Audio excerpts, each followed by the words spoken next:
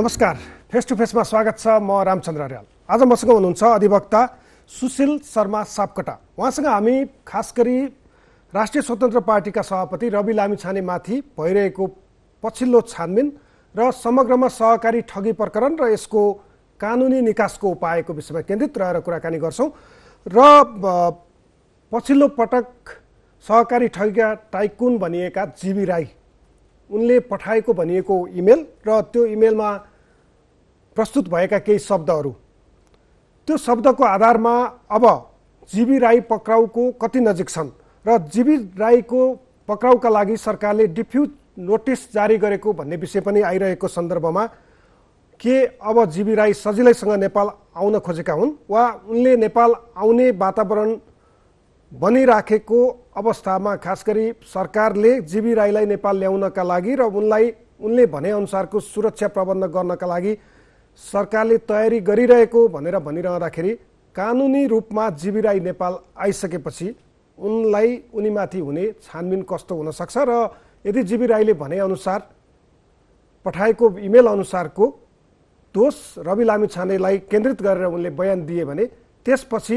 रवि लामिछानेमाथिको थप छानबिन के हुन सक्छ, यो विषयमा केन्द्रित रहेर कुराकानी गर्छौँ भने रवि लामिछाने सँगसँगै सहकारी ठगी प्रकरणमा अन्य पक्राउ परेका व्यक्तिहरू र उनीहरूमाथि भइरहेको छानबिन र अनुसन्धानको क्रममा अदालत र अदालत बाहिर भइरहेका प्रदर्शनको विषयलाई समेत केन्द्रित रहेर कुराकानी गर्छौँ। आउनुहोस्, सबभन्दा पहिला उहाँलाई स्वागत गरौँ। यहाँलाई स्वागत छ। हजुर नमस्कार। आराम हुनुहुन्छ? आराम छ हजुर। अब सुरुमा चाहिँ एकछिन जीवी राईको चर्चा गर्न मन लाग्यो मलाई। खास गरी किन चर्चा भने उनले चाहिँ नेपाल आगमनको विषय इमेल मार्फत एउटा इमेल, त्यो हुन त नेपाल प्रहरीले त्यसको अनुसन्धान गरिराखेको छ, कतिपयले त्यो इमेललाई फेक पनि भनेका छन्। उनको पछिल्लो त्यो इमेलको भाषा यदि उनको हो भने कि उनी आत्मसमर्पण गर्ने कानुनी रूपमा आत्मसमर्पणको तयारीमा त्यो उनको मानसिकता त्यो देखिन्छ? अहिले त्यो इमेल वास्तवमा उहाँले लेखेको हो, जीवी राईले लेखेको हो भने चाहिँ त्यसमा उहाँले आत्मसमर्पण गर्न खोजेको भन्ने कुरा देखिन्छ र उहाँ योभन्दा अगाडि पनि आत्मसमर्पण गर्न तयारी अवस्थामा रहेको।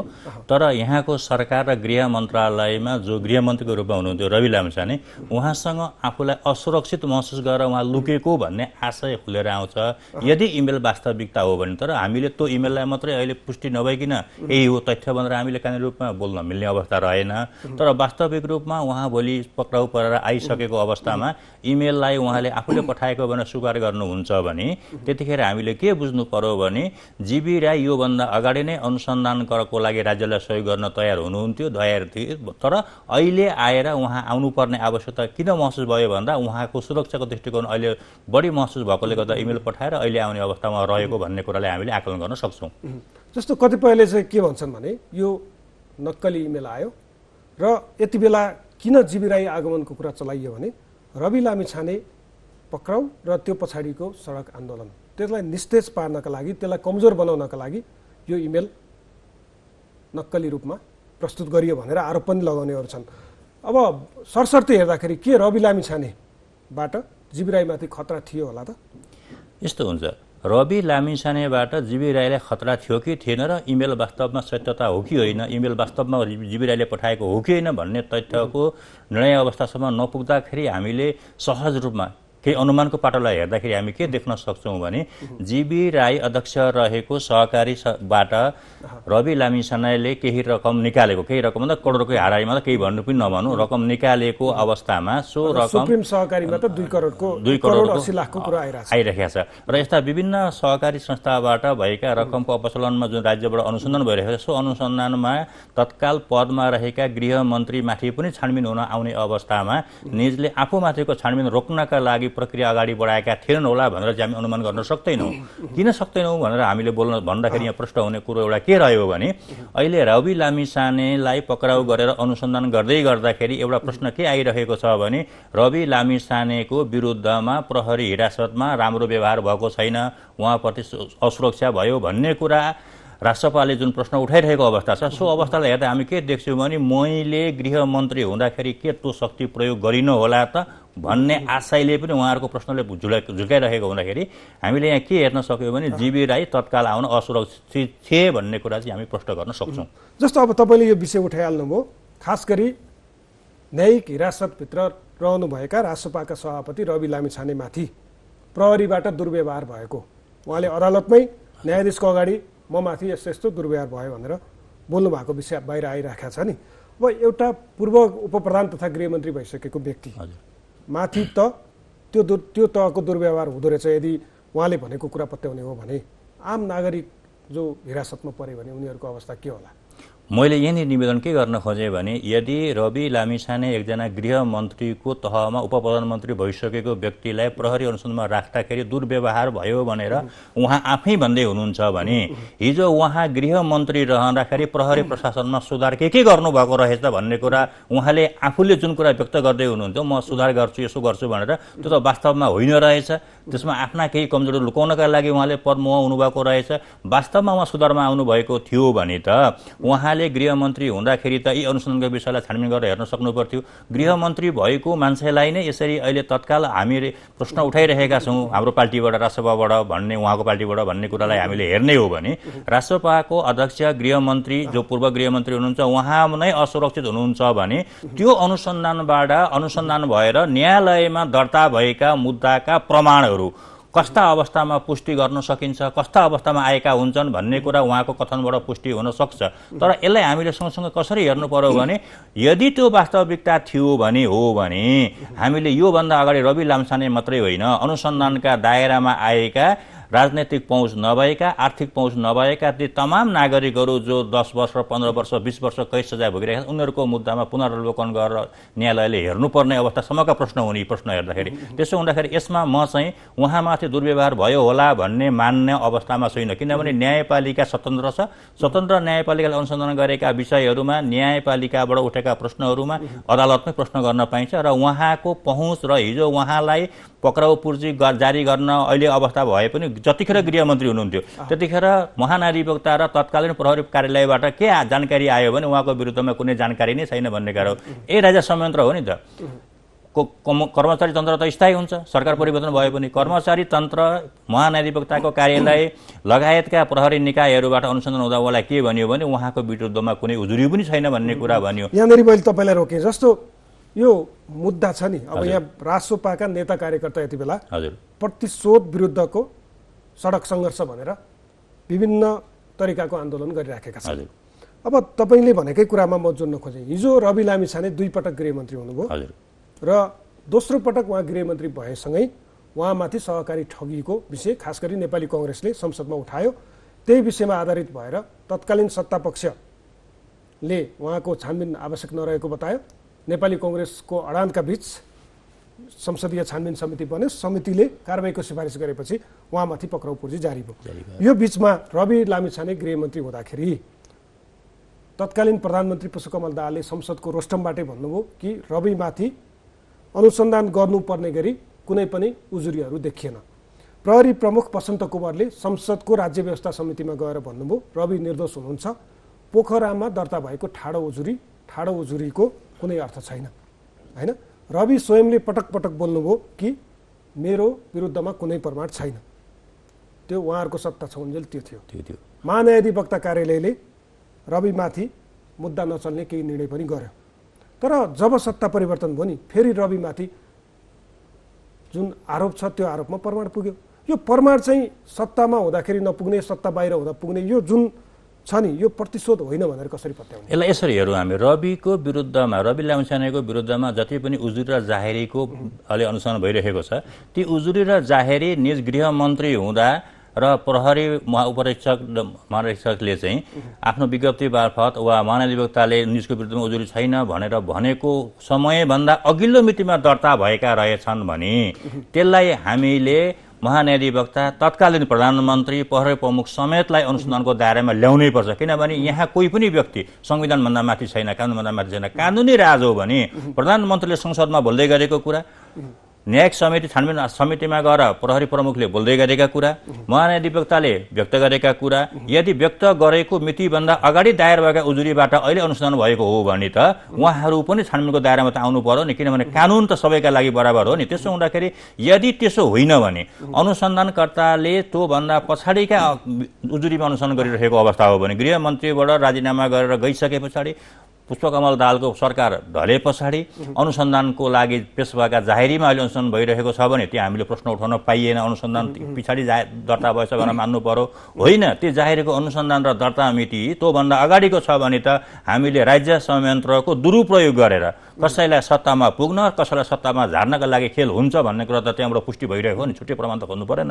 यदि ती जाहेरीहरू, ती उजुरीहरू त्यो मितिभन्दा अगाडिका हुन् कि पछाडिका हुन् भनेर केलाएर हेर्ने बित्तिकै आम नागरिकले, आम जनताले प्रष्ट हुनेछन् कि यो राज्य संयन्त्रमा सत्ता टिकाउन र सत्ता झार्नका लागि के कस्ता खेलहरू हुन्छन् र त्यसमा कसको योगदान रहन्छ भन्ने कुरालाई छुट्टै प्रमाण खोजिरहनु नपर्ला कि भन्ने चाहिँ भनेको यसको मतलब चाहिँ यदि हजुर प्रचण्डले संसदमा बोल्नु भएको, हजुर प्रहरी प्रमुखले राज्य व्यवस्था समितिमा बोल्नु भएको, महान्यायाधिवक्ताले गरेको निर्णय, तत्कालीन महान्यायाधिवक्ताले गर्नुभएको निर्णय यो भन्दा अगाडिको आधारमा रविमाथि छानबिन यदि अहिले भइरहेको रहेछ भने हजुर कारबाहीको भागीदार प्रचण्ड वा वसन्त कुमार वा तत्कालीन महान्यायाधिवक्ता दिनमणि पोखरेल उहाँहरू हुनुहुन्छ। कानुनले के भन्छ भने कुनै अपराध गर्ने मुख्य अपराधी सँगसँगै, मुख्य अभियुक्त सँगसँगै, अपराधी नबन्नु अहिले पुष्टि नभइकन अभियुक्त सँगसँगै निजलाई उक्त कार्य गर्नको लागि सहयोग गर्ने, उक्त कार्य लुकाउनका लागि भूमिका निर्वाह गर्ने व्यक्तिलाई कानुनले मर्त्यारको रूपमा हेर्छ।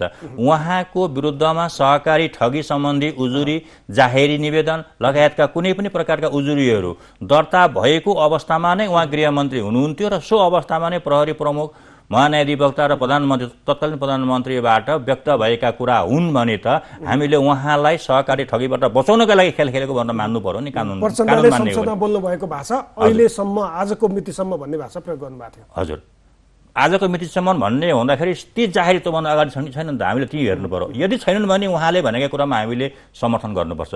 हामी कुनै पनि व्यक्तिप्रति पूर्वाग्रही पनि हुनु हुँदैन।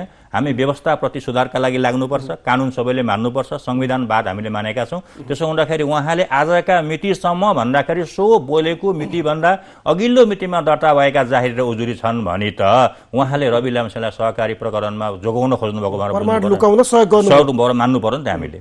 त्यसो हुँदाखेरि हामी यीबाट आम नागरिकले हेर्न पाउने, बुझ्न पाउने र खोज्न पाउने हुन् त्यो जाहेरी कुन कुन मितिमा दर्ता भएका छन् तैले अनुसन्धानका भनेर हेर्दाखेरि ती मितिभन्दा प्रधानमन्त्री, तत्कालीन प्रधानमन्त्रीले संसदमा बोल्नु भएको मिति चाहिँ पछिल्लो रहेछ भने त त्यहाँ सत्ता सहयोगको भूमिका गरेको हामीले मान्नै पर्छ। कानुन मान्ने हो भने, व्यक्ति नमान्ने हो भने। त्यसो हुँदाखेरि यहाँ रवि लामिछानेलाई सहकारी प्रकरणमा ठगी गर्नका लागि सहयोग गर्ने काम भएको थियो कि थिएन भन्ने कुरा सबैभन्दा पहिला दर्ता भएका जाहेरीका मिति नै आम नागरिकले हेर्न पाउनु पर्यो। हेरौँ, त्यतिखेर हामी प्रष्ट हुनेछौँ। जस्तो अब प्रमाणको विषय छ नि, हजुर, अब तपाईँ त कानुन व्यवसायमा लामो समयदेखि हुनुहुन्छ होइन, ठुला ठुला मुद्दाहरूमा बहस गर्नुभएको छ।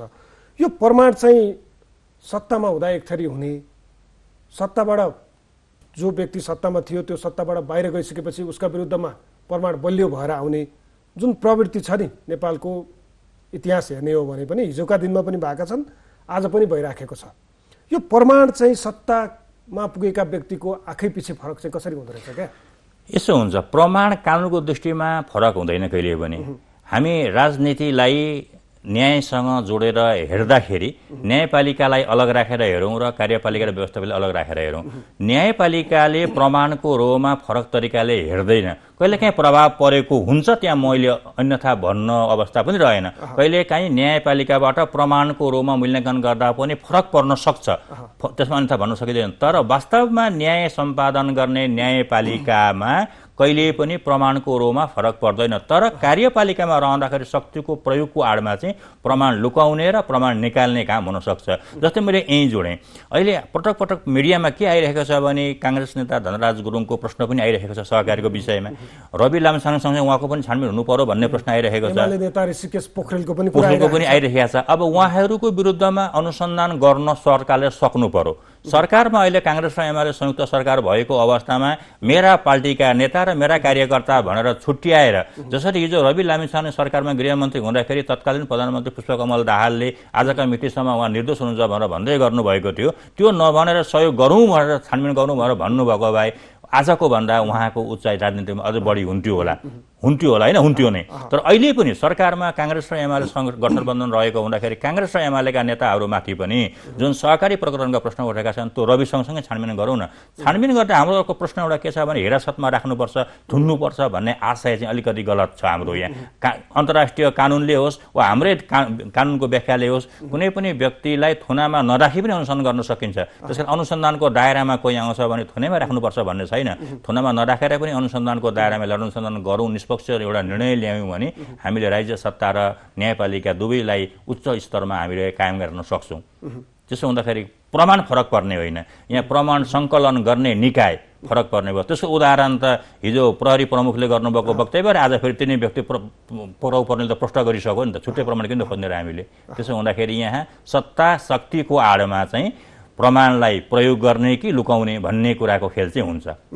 जस्तो अब रवि लामिछाने पक्राउ पर्दै गर्दा उहाँले एउटा स्ट्याटस लेख्नु भएको थियो, त्यतिखेर उहाँले अहिले तपाईँले धनराज गुरुङको नाम उल्लेख गर्नुभयो नि, यदि निष्पक्ष छानबिनको पक्षमा राज्य छ भने मेरो पार्टीको मेरो गठबन्धनको नभनिकन छानबिन गर्ने हिम्मत राख्नुपर्छ भनेर तपाईँले भनिरहँदा उहाँले लेख्नुभएको स्ट्याटसको एउटा शब्द म पढेर सुनाउँछु।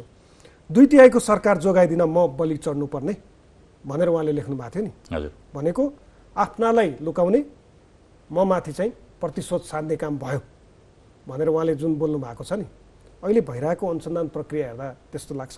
यस्तो हुन्छ, रवि लामिछानेले 2/3 सरकार जोगाइदिनका लागि म बलि चढ्नुपर्ने भन्ने कुरा उहाँ पक्राउ पर्नुभन्दा अगाडि, उहाँलाई पक्राउ पूर्ति जारी हुनुभन्दा अगाडि व्यक्त नगरेर उहाँ सरकारमा गृहमन्त्री नखोजिकन जतिखेर योभन्दा अघिल्लो सरकारको गठन भयो, गठन हुँदाखेरि उहाँ आफै दौडधुपमा लाग्नु भएको थियो। त्यतिखेर उहाँले यो 2/3 सरकारमा भएको पार्टी पनि त त्यहाँ समावेश थियो नि त।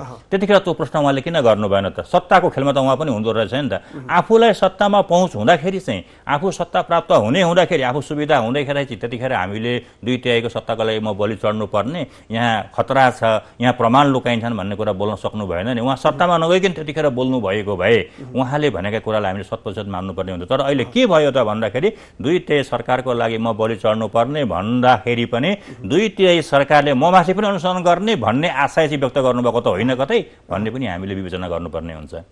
त्यसो हुँदाखेरि यहाँ 2/3 सत्ताको बलिमा चढ्नु भएको होइन, अनुसन्धान निष्पक्ष हुन्छ या हुँदैन भन्ने कुरा भोलि अदालतले हेर्छ। अदालतले अनुसन्धान निष्पक्ष भएन भने महाधिवक्ताले मुद्दा नचलाउने निर्णय पनि गर्न सक्छन्। महाधिवक्ताले मुद्दा चलाउने निर्णय गरिसकेपछि अदालतमा मुद्दा दर्ता भयो भने पनि सही प्रमाण भएन भने न्यायपालिकाले स्वतन्त्र रूपमा निजलाई धरोहटी माग्ने हो कि, प्रमाण पुगेन भने साधारण तारिखमा राख्ने हो कि, या पर्याप्त प्रमाण थुनामा राख्ने हो भन्ने कुरा न्यायपालिकाले निर्णय गर्छ।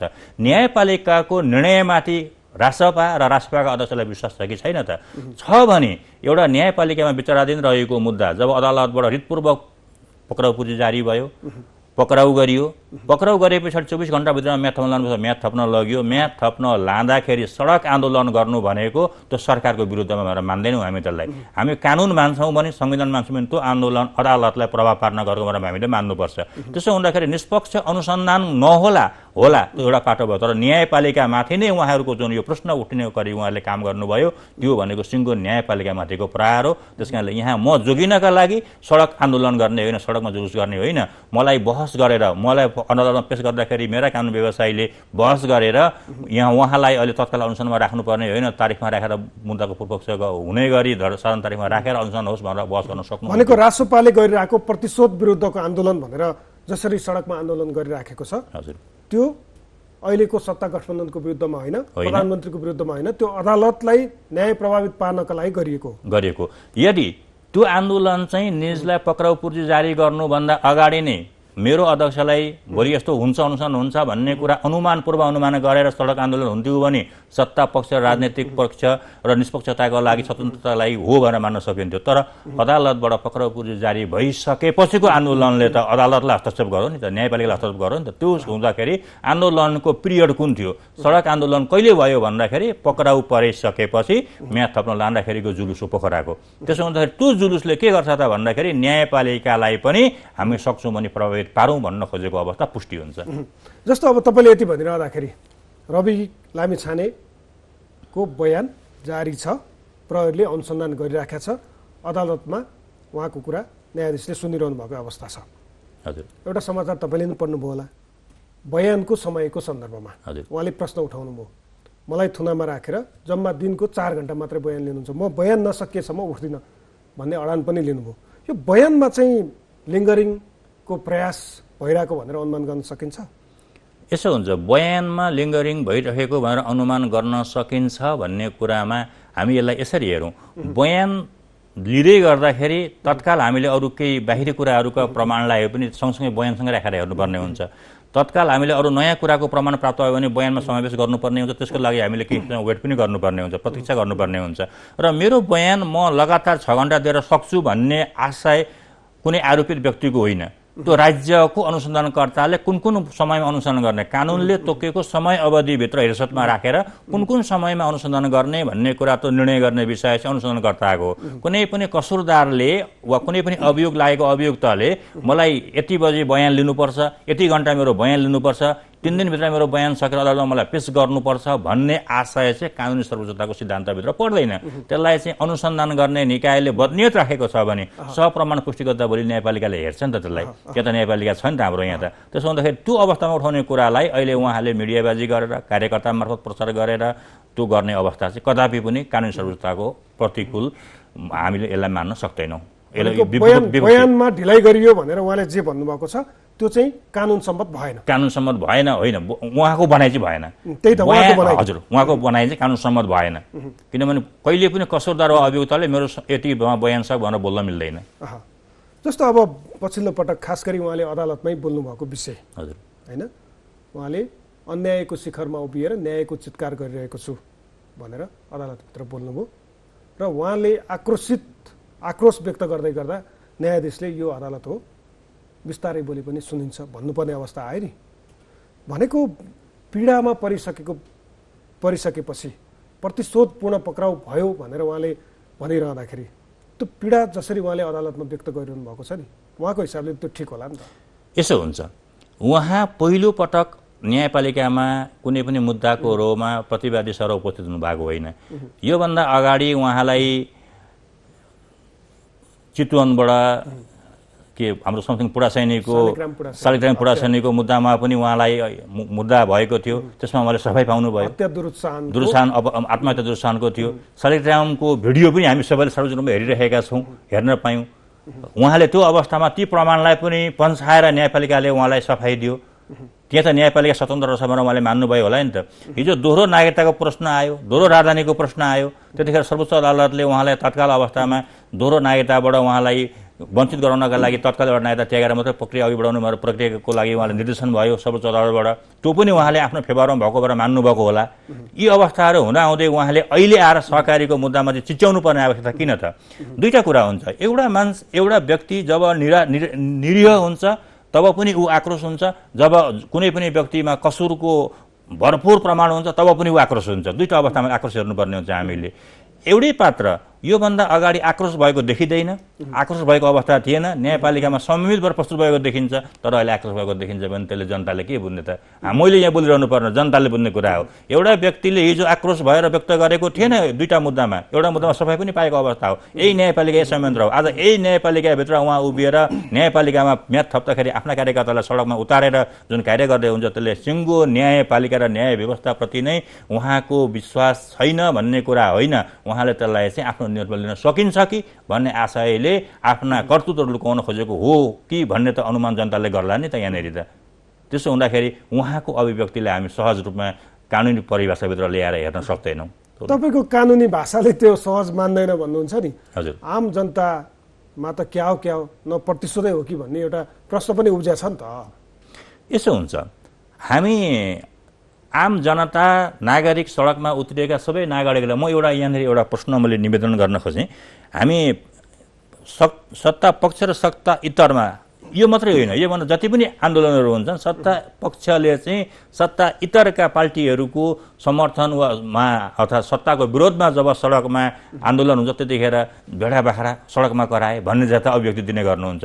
म यहाँ निवेदन गर्न खोज्छु, हाम्रो राज्य संयन्त्रले भेडा बाख्रालाई शासन गरेको हो त?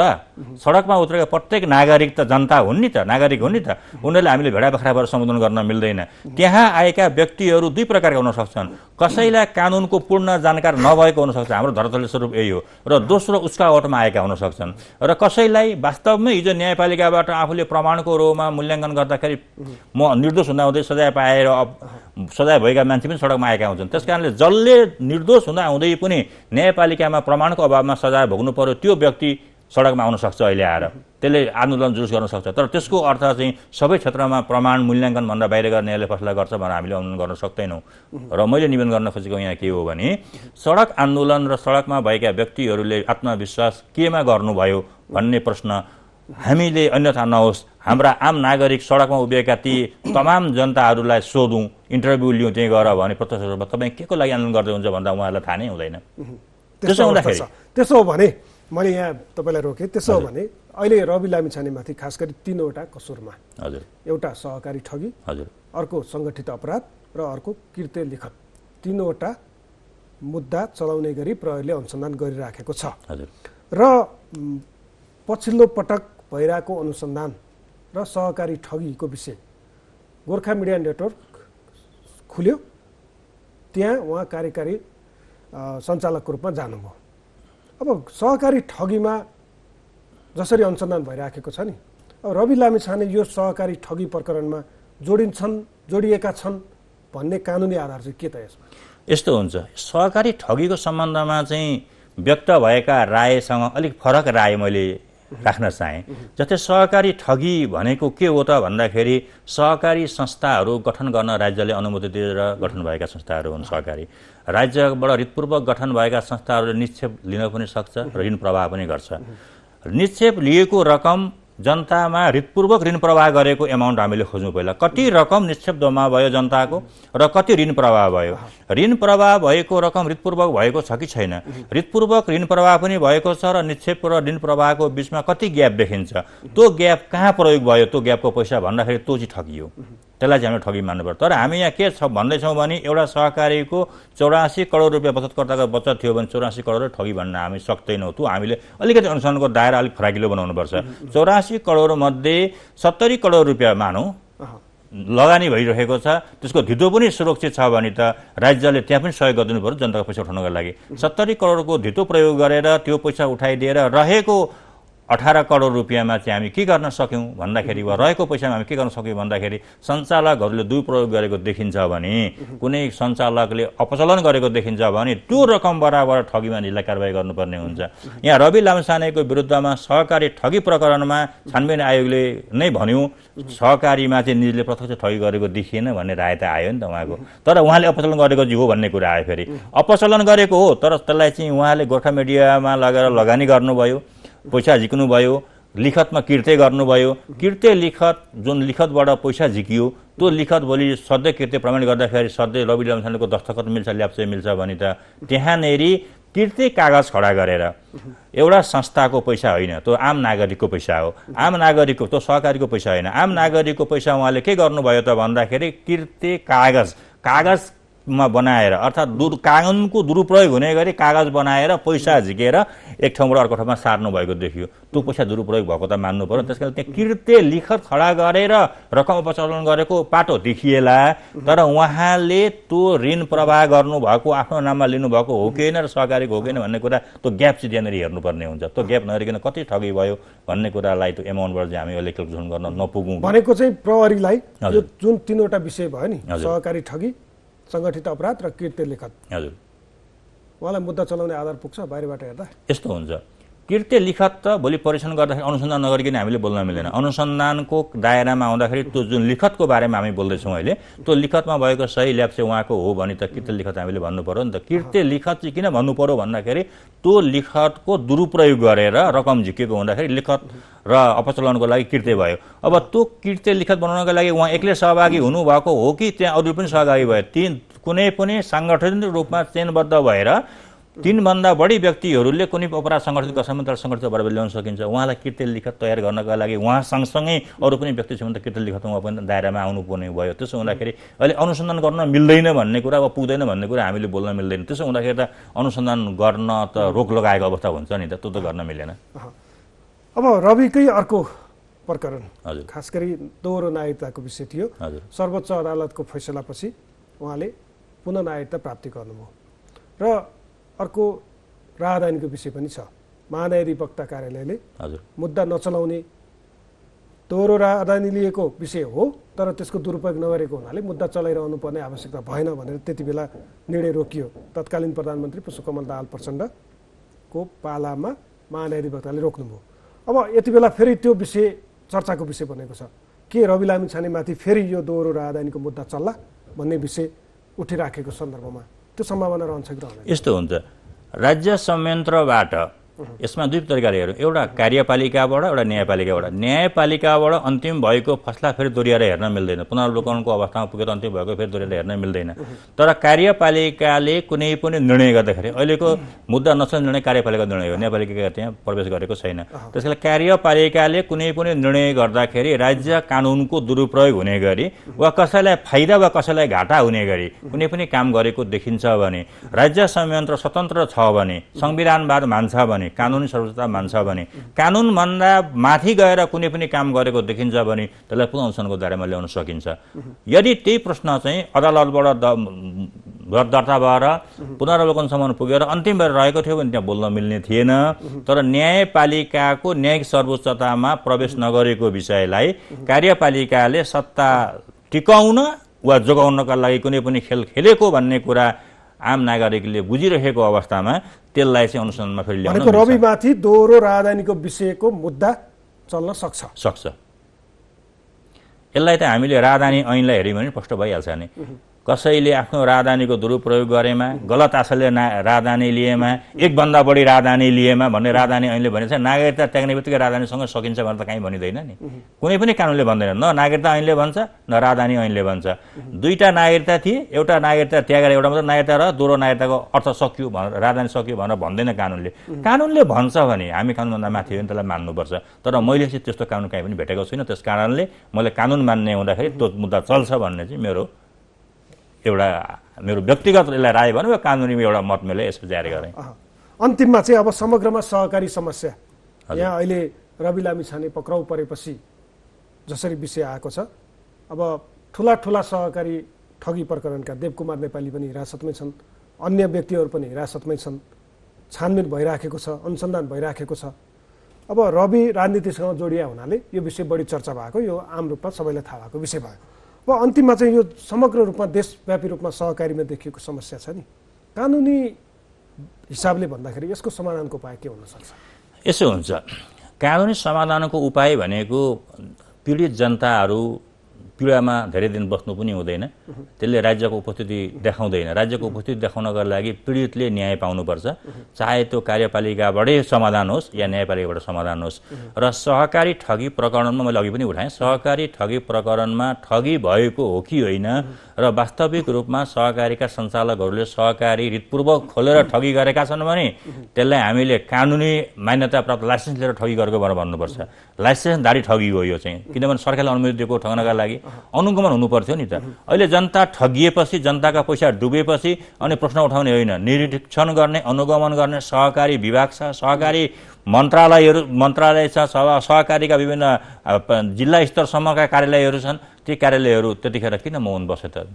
नियमित अनुगमन हुनु पर्थ्यो नि त। त्यसो हुँदाखेरि अहिले हामीले यहाँ सहकारीका सञ्चालकलाई मात्रै दोष लगाएर उम्किने अवस्था छैन। सहकारी विभागदेखिबाट लिएर सहकारीको तल्लो तहदेखि माथिल्लो तहसम्मका छानबिन गर्ने निकायले अनुसन्धान नगर्नुको कारण पहिलो छानबिन गर्नु पर्यो। दोस्रो मेरो निवेदन गरेर यहाँ के हो भने सहकारीमा अपचलन भएको रकम चाहिँ सहकारी ठगी हो। अपचलन भएको छ कि छैन, जस्तै निक्षेप लिएको रकम कति लगानी भयो त?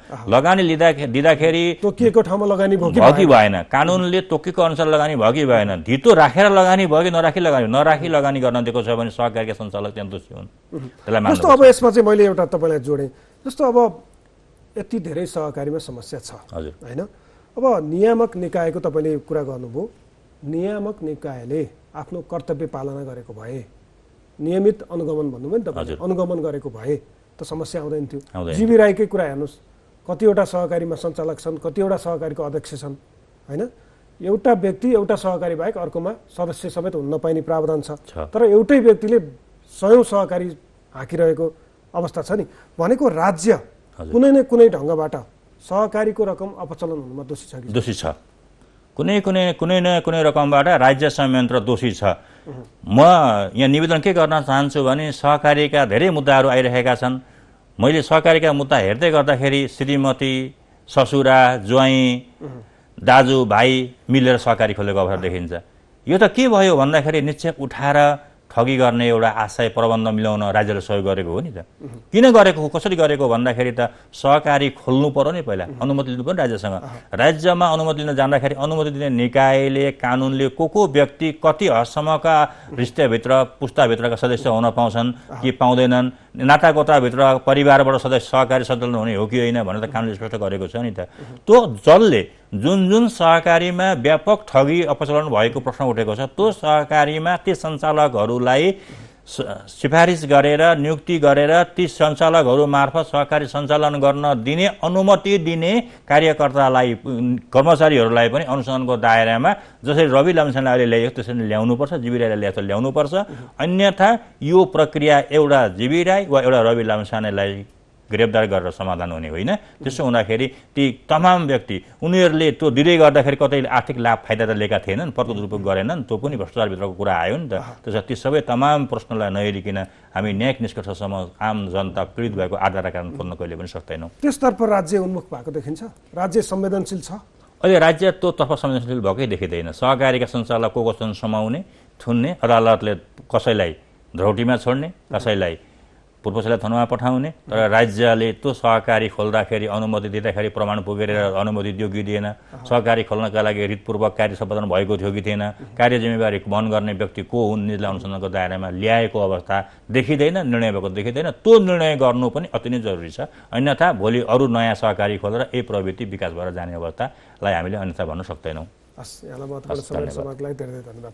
उहाँ हुनुहुन्थ्यो अधिवक्ता सुशील शर्मा सापकोटा। उहाँसँग हामीले सहकारी समस्या र समाधानको उपाय के हुन सक्छ यो विषयमा केन्द्रित रहेर कुराकानी गऱ्यौँ भने रवि लामिछानेमाथि भइरहेको अनुसन्धान प्रक्रिया र अब हुने सम्भावित छानबिनको विषयमा केन्द्रित रहेर कुराकानी गऱ्यौँ। आजलाई फेस टु फेस यति। हिमालय टेलिभिजन हेर्दै रहनुहोला। नमस्ते।